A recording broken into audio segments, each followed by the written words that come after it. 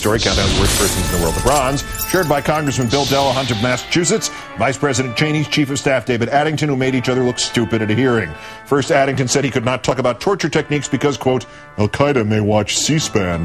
Then Delahunt said, quote, right, well, I'm sure they are watching, and I'm glad they finally have a chance to see you, Mr. Addington. Well, one of the loonier of the conservatives in Congress, Steve King, then got even dumber when he said Delahunt was inciting al-Qaeda to violence against Addington. It was a damn fool thing of Delahunt to say, and not that bright from Addington either.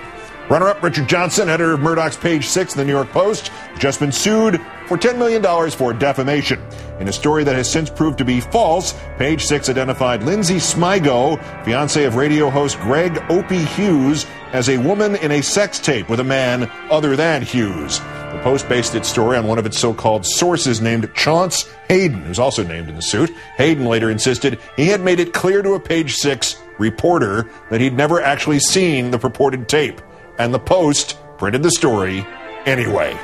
But our winner, self-proclaimed McCain surrogate Sean Hannity of Fox News, victim of one of the funniest moments in broadcasting history last night. After the story of North Korea's deal to end its nuclear program, Hannity went on to cheerlead for President Bush and bash his media critics. The news today brings a clear foreign policy victory for the Bush administration, he pleaded. Then he got angry. But will the press report it that way?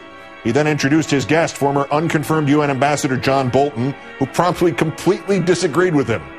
I think it's actually a clear victory for North Korea, demonstrating again that they can out-negotiate the U.S. without raising a sweat. Hannity promptly went from 100% for the Korean nukes deal to 100% against it. Boy, I tell you, they've done it time and time again. I'm sort of perplexed, Mr. Ambassador, to understand why we keep going back to the well, knowing that they haven't kept the agreements in the past. In addition to his case of perplexity, Mr. Hannity is said to be recovering from third-degree whiplash. Sean Hannity, today's worst person in the world.